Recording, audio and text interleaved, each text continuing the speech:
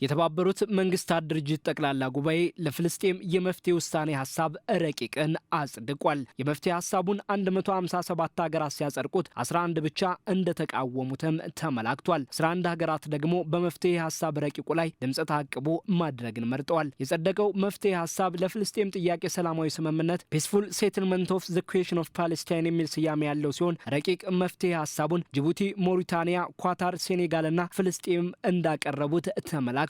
የመፍትሄ ሐሳብ ስምምነቱ የተባበሩት መንግስታት ድርጅትን ለፍልስጤም የሀገርነት ጥያቄ ያለውን ኃላፊነት ያረጋገጠም ሆኗል። የመፍትሄ ሐሳብ ስምምነቱ እስራኤል የያዘቻቸውን የፍልስጤም ግዛቶችን መልቀቅ ሲኖርባት የሰፈራ እንቅስቃሴዎቿም በዓለም አቀፍ ሕግ እንዲቃኙና እንዲወገዙ የሚሻ ሆኗል። የእስራኤልና ፍልስጤም የሁለት ሀገርነት መፍትሄ እንዲተገበርም ጠይቋል። የተባበሩት መንግስታት ድርጅት ሁለት የመፍትሄ ሐሳብ ስምምነቶችን ማጽደቁ ሲመላከት እስራኤል ከያዘቻቸው ከሶሪያ የጎላን ኮረብታዎችና የፍልስጤም ግዛቶች እንድትወጣ የጠየቁ ሆኗል። በርካታ ሀገራት የስምምነት ሰነዶቹ ላይ በመስማማት እስራኤል አሁን ያላትን የግዛት አቋም ላይ ያላቸውን ተቃውሞ አንጸባርቀዋል። 151 ሀገራት በተስማሙበት ቀዳሚው የመፍትሄ ሐሳብ ሰነድ በፍልስጤም ጥያቄ ላይ የመጨረሻ ምክክር እንዲካሄድ ጠይቋል። በጉዳዩ ላይ ዓለም አቀፍ ምክክር ለማድረግም ሩሲያን መርጧል። የሞስኮ መመረጥም በጎርጎሮሳውያኑ 2008 ለቀረበው የሁለት ሀገርነት መፍትሄ እውቅና የመስጠቱ ማሳያ ተደርጎ ተወስዷል። የመፍትሄ ሐሳብ ስምምነቱ በእስራኤል ላይ ጠንከር ያለ አቋም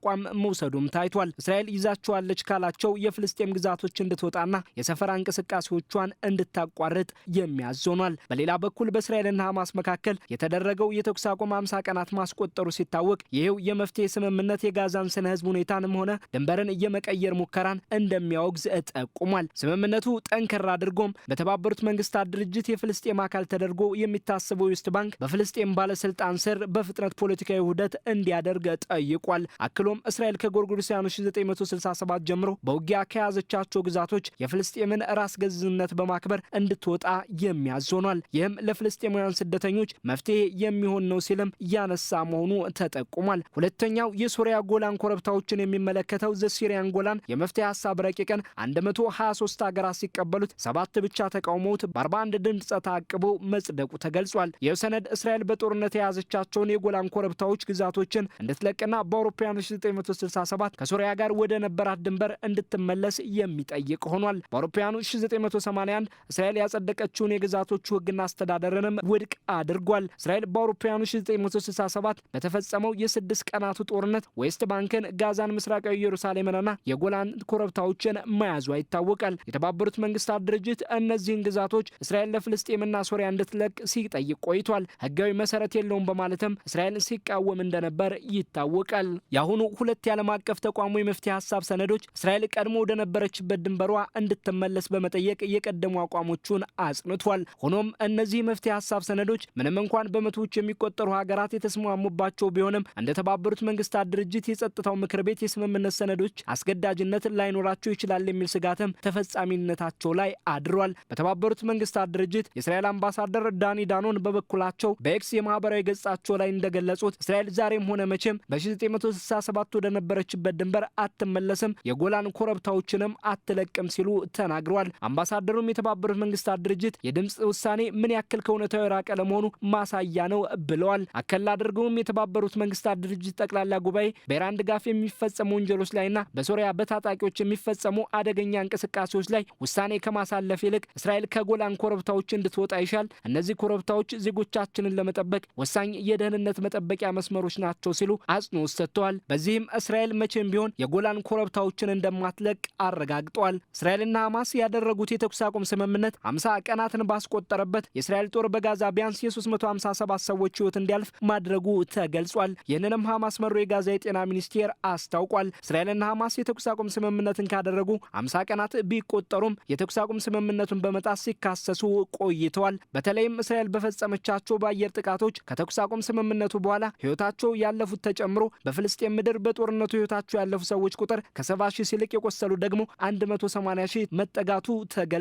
በሌላ በኩል እስራኤል በግብጽና ጋዛ መካከል የሚገኘውን የራፋ ድንበርን እንደምትከፍት አስታውቃለች። የውሳኔዋ የተኩስ አቁም ስምምነታቸው አካል ሲሆን እስራኤል ድንበሩን የሚከፍተው ፍልስጤማውያን እንዲወጡ ነው ብላለች። በፍልስጤም ግዛት ፖሊሲዎችን የማስተላለፍ ኃላፊነት ያለው የእስራኤሉ ኮጋት ድንበሩ የሚከፈተው የጋዛ ነዋሪዎች ወደ ግብጽ መውጣት እንዲችሉ መሆኑን አስታውቋል። ሆኖም ግብጽ በእስራኤል ባለስልጣናት ይፋ የተደረገውን በቅርብ ቀናት ሀገራት የራፋ ድንበርን የመክፈት የትብብር እንቅስቃሴ መኖርን ክዳለች። የሀገሪቱ የመረጃ አገልግሎት የግብጽ ባለስልጣናትን ጠቅሶ ድንበሩን የመክፈት ስምምነት ከተደረገ ፍልስጤማውያን እንዲወጡ ብቻ ሳይሆን መሆን ያለበት እንቅስቃሴው ወደ ሁለቱም አቅጣጫ ነው መከፈት ያለበት ሲል አጽንኦት ሰጥቷል። ይህም በእስራኤልና ሐማስ መካከል የተደረገውን የተኩስ አቁም ስምምነት የቀረጹት የአሜሪካው ፕሬዚዳንት ዶናልድ ትራምፕ እቅድ አካል ነው ሲል ጠቁሟል። እስራኤል በተኩስ አቁም ስምምነቱ የመጀመሪያ ምዕራፍ የጋዛ ነዋሪዎች ወደ ጋዛም ከጋዛ ውጭ መንቀሳቀስ እንዲችሉ 5 የድንበር መተላለፊያዎችን መክፈት ቢኖርባትም የራፋ ድንበር የመከፈቱ ነገር አስተማማኝ አይደለም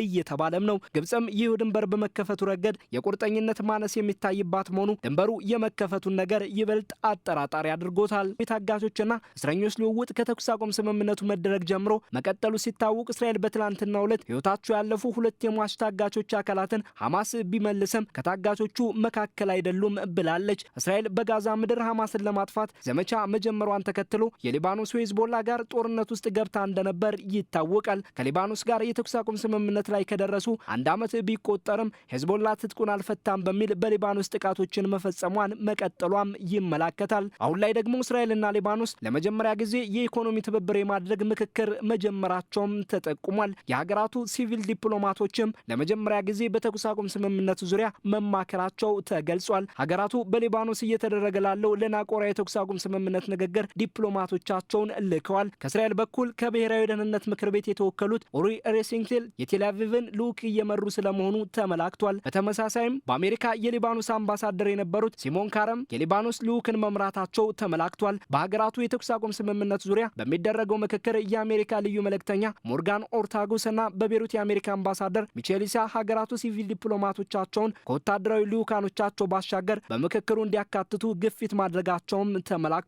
የእስራኤሉ ጠቅላይ ሚኒስትር ቤንያሚን ኔታንያሁ ቢሮ እንዳረጋገጠው የብሔራዊ ደህንነት ምክር ቤት ምክትል ኃላፊ የእስራኤልን ልዑክ በመምራት ወደ ሊባኖስ ለምክክሩ ማምራታቸውን አጽንኦት ሰጥቷል። ቢሮው ይህ ምክክር በሀገራቱ መካከል የኢኮኖሚ ግንኙነትና ትብብር ለመፍጠር የመጀመሪያ ሙከራ መሆኑንም ገልጿል። በመካከለኛው ምስራቅ ደህንነቴን ለማስጠበቅ ነው ስትል የተለያዩ ዘመቻዎችን የምታካሄደው እስራኤል ለደህንነት ዋስትና የምትላቸውን የሱሪያ ግዛት እንደሆኑ የሚታሰቡትን የጎላን ኮረብታዎችን ብሎም የፍልስጤም ግዛቶችን ለቀሽ ወደ ቀድሞ ድንበርሽ ተመለሽ ሲል የተባበሩት መንግስታት ድርጅት ጠቅላላ ጉባኤ ቢወሰንም በዓለም አቀፍ ተቋሙ አምባሳደሯ በኩል ከጎላን ኮረብታዎች መልቀቄ መቼም የማይታሰብ ነው በማለት የተባበሩት መንግስታት ድርጅት ጠቅላላ ጉባኤ ውሳኔን እውነታውን ያላገናዘበ ስትል አጣጥለዋለች።